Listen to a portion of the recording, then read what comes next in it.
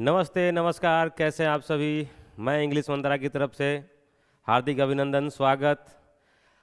आज हम 12th Bihar board के लिए कुछ इम्पोर्टेंट चीज़ लेकर आए और वह इम्पोर्टेंट चीज़ है एप्लीकेशन लिखना, कि एप्लीकेशन कैसे लिखा जाए। बहुत सारे बच्चों का ये बहुत ही परेशानी, मतलब बहुत ज़्यादा वो तकलीफ में रहते हैं कि आखिर एप्लीकेशन लिखे तो लिखे कैसे।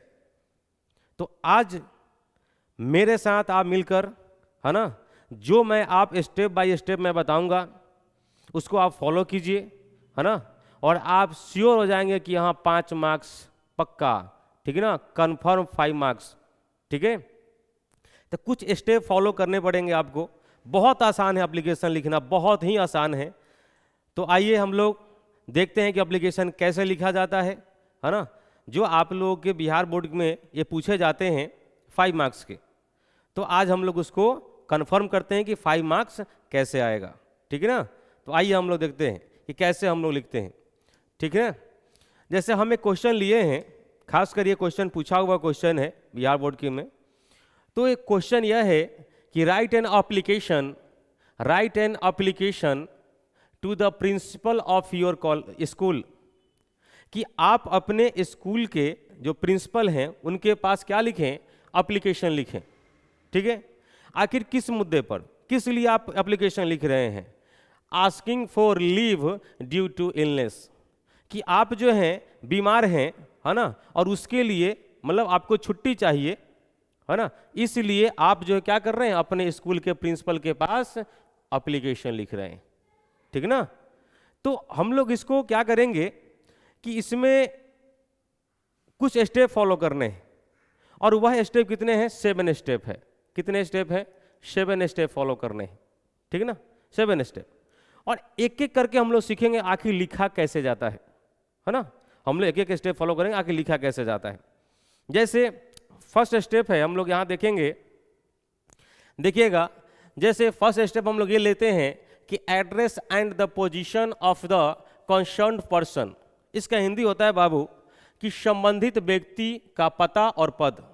मतलब आप एप्लीकेशन किसके पास लिख रहे हैं वही आपको फर्स्ट फॉर्मेट में क्या होता है, दर्शाना होता है ना। कि आप अपने स्कूल के प्रिंसिपल के पास लिख रहे हैं, या किसी बैंक के मैनेजर के पास लिख रहे हैं, या प्राइम मिनिस्टर के पास लिख रहे हैं, या किसके पास लिख रहे हैं ना, वो पहले दर्शाना होता है। जैसे हमने क्या लिखा है, आप यहाँ ध्यान दीजिएंगे कि फर्स्ट में क्या है कि टू द प्रिंसिपल, हमने किसके पास लिखा, प्रिंसिपल के पास, ठीक ना। लेकिन आखिर यह प्रिंसिपल किस कॉलेज, किसी न किसी के तो कॉलेज के प्रिंसिपल होंगे ही, है ना। तो हम लोग क्या करेंगे कि आखिर ये कहाँ के प्रिंसिपल हैं, है ना, किस कॉलेज के प्रिंसिपल हैं, पहले उसको दर्शाएंगे। क्या, टू द प्रिंसिपल कहाँ का, LS कॉलेज मुजफ्फरपुर। कहाँ के, LS कॉलेज मुजफ्फरपुर। तो ये आपका क्या हो गया, address and the position of a concern person, है ना, कि आप किनके पास लिख रहे हैं, पहले वो दर्शाना होता है एप्लीकेशन में, ठीक ना। वो आप सीख गए। आइए दूसरा स्टेप क्या है। दूसरा स्टेप बाबू यह है कि पहले, उसके बाद क्या लिखना है, सब्जेक्ट।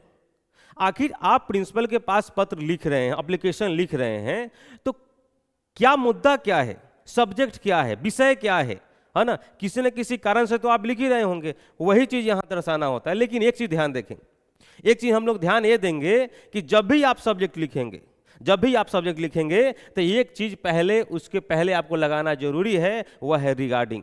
क्या बाबू, रिगार्डिंग लगाना जरूरी है ना।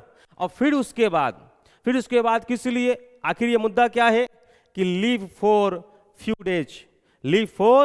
डेज, कि हम लोग छुट्टी मांग रहे हैं क्या, कुछ दिनों के लिए, किससे, अपने प्रिंसिपल से।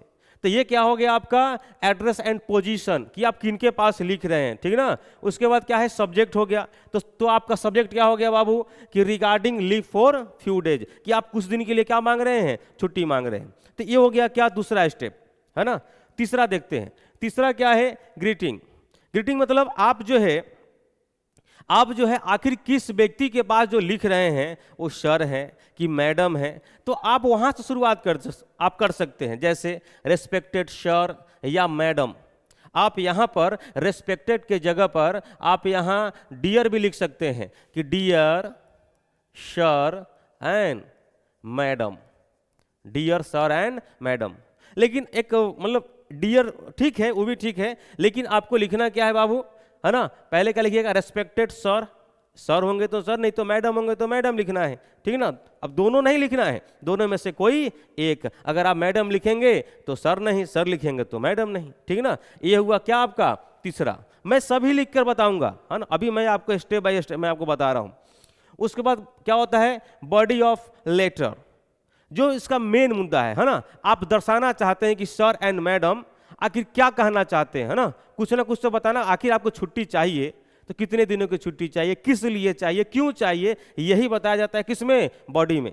किसमें, बॉडी में। तो बॉडी में पहले लिखने से पहले एक चीज, एक लाइन हमेशा कॉमन होता है, चाहे किसी चीज या कहीं भी आपको एप्लीकेशन लिखना हो, ये लाइन सबसे कॉमन है, ये सभी में लिखना है कि must humbly and respectfully I beg to say that, must humbly and respectfully I beg to say that. अगर सपोज दैट आप अगर सिर्फ I beg to say that भी लिखते हैं तो ये गलत नहीं होगा, है ना, लेकिन अगर आप थोड़ा सा प्यार दिखाइएगा, है ना, स्नेह दिखाइएगा तो ये अच्छी बात है। आप यहाँ क्या लिख सकते हैं, रेस्पेक्टफुली लिख सकते हैं, या मोस्ट हम्बली, कि most humbly I beg to say that, या most humbly respectfully I beg to say that, ठीक है ना। उसके बाद आपका जो मुद्दा है, आखिर आपको क्या हो रहा है ना, किस लिए छुट्टी चाहिए, आप यहाँ आपको दर्शाना पड़ेगा, ठीक है। और ये लिखने के बाद जैसे ही आपका बॉडी हो जाएगा तो जस्ट उसके बाद क्या लिखना है, देयरफॉर। तो देयरफॉर जो है वह पैराग्राफ के बीच में लिखता है ना, मतलब पैराग्राफ जो हम लोग चेंज करते हैं वहां से लिखा जाता है। कैसे, वो मैं खुद से मैं लिख के दिखाऊंगा, है ना। फिर क्या हो जाता है आपका देयरफॉर, और जो भी आपका है कि I requested to grant me, मतलब आप उनसे क्या कर रहे हैं, रिक्वेस्ट कर रहे हैं, आप उनसे रिक्वेस्ट कर रहे हैं कि सर जो भी मैंने आपको मतलब बॉडी में जो मैंने दर्शाया, है ना, उस बातों को ध्यान में रखते हुए मुझे क्या किया जाए, छुट्टी देने का अनुमति दिया जाए, है ना। तो आप ये इंग्लिश में लिखेंगे, है ना, कि I requested you to grant me. अब मी किस लिए, अब आगे अपना उसमें कुछ दर्शाना पड़ेगा। अब क्या दर्शाना पड़ेगा मैं बता रहा हूं। उसके बाद क्या लिखना है, थैंक्स। अब आगे देखिए, ये हो गया आपका 4, अभी 3 और स्टेप बाकी है। 3 स्टेप में है कि क्लोजिंग फ्रेज, है ना, यहां आपको क्लोज कर देना है। अब क्लोज लिखने के बाद क्या लिखना है कि योर फेथफुली, और योर फेथफुली मतलब क्या, आपका विश्वासी। तो आपका विश्वासी लिखने के बाद क्या लिखबो, अपन नाम लिखबो। तो अपना नाम क्या, मतलब 6 में क्या कि नेम, क्लास, रोल नंबर, है ना। योर फेथफुली अपना यहाँ नाम लिख दीजिएगा, है ना, यहाँ नाम हो गया और यहाँ क्लास हो गया। और मान लीजिए कि अपने कॉलेज के अगर आप प्रिंसिपल को अगर आप एप्लीकेशन लिख रहे हैं तो आप जो है उनको दर्शाना पड़ेगा कि मेरा नाम क्या है, मेरा रोल नंबर है, सेक्शन क्या है, नहीं है। तो यही है आपका नेम, क्लास और रोल नंबर दर्शाना पड़ेगा। और लास्ट में क्या लिखना है, डेट, क्या, डेट। और डेट बाबू पूरा लिखा जाता है। अगर आप लोग का एग्जाम अगर क्या 6 फरवरी को है तो पूरा लिखने का 6 फरवरी, है ना, सिर्फ FEB नहीं, 6 फरवरी 2025 पूरे लिख कर दर्शाना पड़ेंगे, ठीक है ना।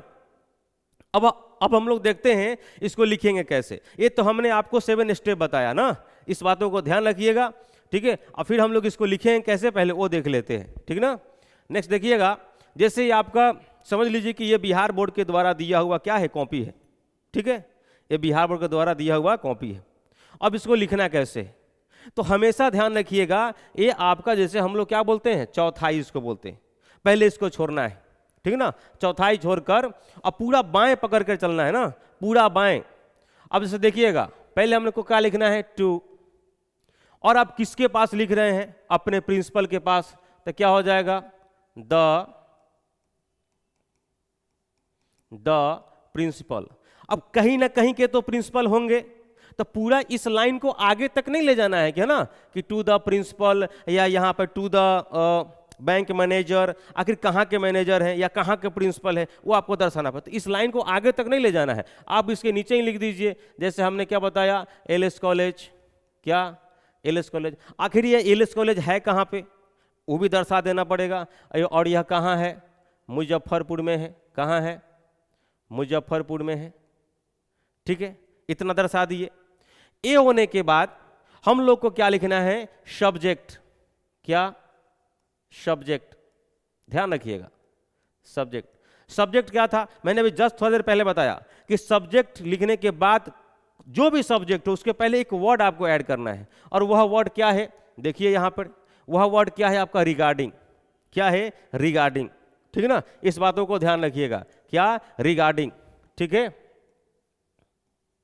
क्या लिखना पड़ेगा बाबू, रिगार्डिंग, ठीक है, ध्यान रखिएगा क्या लिखना पड़ेगा, रिगार्डिंग। और उसके बाद जो आपका मुद्दा है कि हमको छुट्टी चाहिए 2 दिन के लिए, 3 दिन के लिए, leave for few days, leave for 10 days, है ना, ऐसे करके आप लिख सकते हैं। उसके बाद क्या है सब्जेक्ट के बाद, देखिए मैं आपको एक एक स्टेप दिखाकर मैं आगे चल रहा हूं ना। फिर क्या लिखना है, सर या मैडम, सर या मैडम, ठीक है ना, इस बातों को ध्यान रखिएगा। उसके बाद क्या लिखूं, उसके बाद क्या लिखें बाबू, यहां से सर लिखेंगे, है ना, सर, या यहां पर most humbly and respectfully sir, है ना, आप ऐसे भी लिख सकते हैं।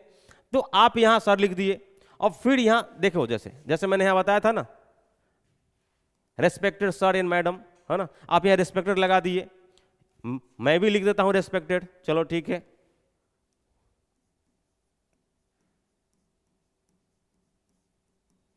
रेस्पेक्टेड सर, ठीक ना। और फिर आप क्या कहेंगे, या तो आप यहां देखो बाबू, सर लिखने के बाद एक चीज ध्यान रखिएगा, ये सब्जेक्ट जो लिखाएगा ये जब आप टू द प्रिंसिपल लिख देंगे और एलएस कॉलेज मुजफ्फरपुर के बाद एक लाइन छोड़ना होता है, ठीक ना, एक लाइन छोड़ के फिर आप सब्जेक्ट लिखिएगा, और फिर सब्जेक्ट लिखने के बाद एक लाइन छोड़ना होता है, और तब क्या लिखेंगे, रेस्पेक्टेड सर मैडम या जो भी आपको लिखना हो, है ना, ये दोनों में से कोई एक। उसके बाद क्या लिखना है, जस्ट यहां सर लिखने के बाद एक कॉमा देना है, और जस्ट कॉमा के नीचे से आपको लिखना है I beg to say that, I beg to say that. आप चाहें तो आप रेस्पेक्टफुली भी लगा सकते हैं, मोस्ट हम्बली एंड रेस्पेक्टफुली, है ना, I beg to say that, ठीक बा, ध्यान रखिए। लेकिन सिंपल वे में आप वो भी लिख सकते हैं और ये भी, कोई गलत नहीं है, कोई गलत नहीं है, बस सिर्फ ध्यान रखिएगा क्या लिखना है, I beg to say that. अब से दैट के बाद आपका जो भी मुद्दा है ना, कि मैं डॉक्टर से दिखवाया, डॉक्टर ने कहा कि मुझे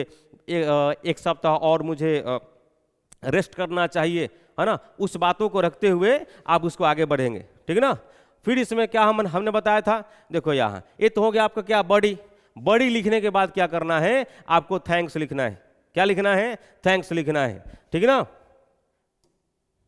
क्या इतना जब पूरा आप लिख लेंगे यहां तक जितने भी लाइन लिखने हो, उसके बाद आपको क्या लिखना है, थैंक्स, क्या लिखना है, थैंक्स, ध्यान रखिएगा, है ना। और थैंक्स लिखने के बाद ये सब चीजों को, ठीक ना।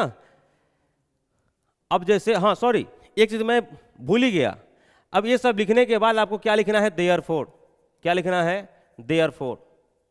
जैसे आपको हिंदी में लिखते हैं ना, पूरा बॉडी लिखने के बाद क्या होता है कि अतः श्रीमान से निवेदन है कि, अतः श्रीमान से निवेदन है कि ये जो मैंने बताया उस बातों को स्वीकार किया जाए और हमको छुट्टी देने की कृपा की जाए, ठीक है ना। तो इस बातों को दिखना पड़ेगा। तो देयरफॉर लिखने के बाद क्या देना है, कॉमा, और यहीं से आपको स्टार्ट करना है, ठीक है ना, ध्यान रखिएगा। देयरफॉर लिखने के बाद आपको यहीं से स्टार्ट करना है, ठीक है। और उसके बाद क्या लिखना है, आपको क्या लिखना है, थैंक्स लिख देना है। और थैंक्स लिखने के बाद आप चाहें तो आप राइट साइड में, आप जो राइट साइड में क्या लिखना है, योर फेथफुली, योर फेथफुली, उसके बाद नेम, उसके बाद रोल नंबर, सेक्शन, और यहां पर आप दिनांक, जो जगह खाली रहेंगे आप यहां पर डेट लिख सकते हैं, लेकिन डेट लिखेंगे तो पूरा लिखेंगे, हमने ऐसा बताया। अब कैसे पूरा डिटेल, अब आइए नेक्स्ट में हम देख लेते हैं। ऐसा ही लिखना है, कुछ है इसमें, कुछ बा हो कुछ ना बा, बहुत आसान, बहुत ही इजी है। बस कुछ करना है कि इस स्टेप को बस 3-4 बार अपने घर पर कॉपी में उसको लिख लीजिएगा, उसके बाद 5 नंबर पक्का, ठीक है ना। सोचना ही नहीं है, एक एप्लीकेशन रहता है, या तो प्रिंसिपल के पास या तो हेडमास्टर के पास, कहीं ना कहीं आपको एप्लीकेशन मिलेगा ही मिलेगा। फॉर्मेट सब यही है, सिर्फ थोड़ा सा चेंज करना होता है, ठीक है ना। कैसे, देखिए यहाँ मैंने क्या लिखा कि to the principal LS college Muzaffarpur, फिर हमने क्या किया, एक लाइन को छोड़ा, फिर हमने क्या लिखा, सब्जेक्ट, और सब्जेक्ट क्या है कि रिगार्डिंग। मैंने कहा था कि सब्जेक्ट लिखने के बाद आपको रिगार्डिंग देना ही देना है ना, रिगार्डिंग देना ही देना है। किस लिए, कि लीव फॉर फ्यू डेज, कि कुछ दिन की छुट्टी के लिए, कुछ दिन की छुट्टी के लिए, ठीक है ना। उसके बाद क्या लिखना है, सर, आप यहां पर रेस्पेक्टेड लिख सकते हैं, है ना, या डियर सर लिख सकते हैं, रेस्पेक्टेड या सर जैसा भी हो। जस्ट सर के जस्ट नीचे से लिखना है, I beg to say that. आप चाहे तो वह मोस्ट हम्बली एंड रेस्पेक्टफुली भी लगा सकते हैं, कोई गलत नहीं है। है ना। लेकिन मैं आपको बहुत ही आसान तरीके से बता रहा हूं ताकि आप, और ऐसा लिख देंगे तो 5 नंबर कन्फर्म है, ठीक ना। क्या हो जाएगा, फिर क्या लिखना है, श्योर, फिर क्या लिखना है बाबू, I beg to say that. इतना तो सभी में लिखना है, चाहे मुद्दा कोई भी हो, इतना सभी में लिखना है। उसके बाद क्या लिखना है, अब आप छुट्टी ले रहे हैं किस लिए, क्योंकि आपका तबीयत खराब है, तो तबीयत खराब थोड़ा सा इसमें आपको दर्शाना पड़ेगा कि I have been suffering from high fever, है ना, कि मैं ज्यादा ही बुखार से मैं क्या गुजर रहा हूं। And for the last 2 days, कितने समय से, 2 दिनों से। And the doctor has suggested me, doctor ने मुझे क्या सलाह दिया है, सजेस्ट किया है क्या, कि take rest for at least 5 more days, कि कम से कम आपको 5 दिन और रेस्ट करना पड़ेगा, है ना। And as soon as I get well I will be able to attend the class, कि मैं जल्द ही, मैं स्वस्थ होकर मैं फिर से पुनः अपने क्लास में क्या उपस्थित हो जाऊंगा, ठीक ना, ये कह रहे हैं। उसके बाद क्या लिखना है, देयरफॉर, जस्ट इसके बाद भी बाबू 1 लाइन छोड़ना होता है, इसके बाद भी 1 लाइन छोड़ना होता है, ठीक ना। उसके बाद क्या लिखना होता है, देयरफॉर। आप चाहें इस देयरफॉर को ऐसे तो खैर बायां, पूरा बायां सटा कर भी लिख सकते हैं, लेकिन आप चाहें तो इसको पैराग्राफ चेंज करके, जैसे मान लीजिए कि ये आपका लाइन हो गया, है ना, तो आप यहां से भी लिख सकते हैं, ठीक ना, यहां से कि देयरफॉर, और देयरफॉर के जस्ट कॉमा देने के बाद क्या लिखना है, आई रिक्वेस्टेड यू ग्रांट मी, ये सभी में लिखना है। उसके बाद किस लिए, कि leave for the same, same मतलब क्या, कि जो भी आपने मुद्दा यहां बताया वो चीज, है ना। And for this kindness I shall be very grateful to you, कि मैं आपका सदा आभारी रहूंगा कि आप मुझे छुट्टी देने की कृपा की जाए, है ना। बताइए कितना आसान है, कितना आसान है। उसके बाद क्या लिखना है, उसके बाद क्या लिखना है बाबू, थैंक्स लिख दीजिएगा। क्या लिखना है, थैंक्स लिख दिए। और ये जो चीज है, थैंक्स लिखने के बाद ये जो मैंने राइट साइड में जो मैं दिया हूं, अब जो नए जो एप्लीकेशन जो लिखे जाते हैं वो सभी चीजें क्या होते हैं, राइट साइड से ही होते हैं, लिखे जाते हैं। लेकिन आप इस चीजों को आप इस साइड भी लिख सकते हैं, यहां पे आप इस चीजों को इस साइड भी लिख सकते हैं, है ना। और यहां पर आप जो जगह जो खाली रहेंगे, आप यहां क्या लिख देंगे, डेट। क्या लिख देंगे बेटा, डेट लिख देंगे, ठीक ना।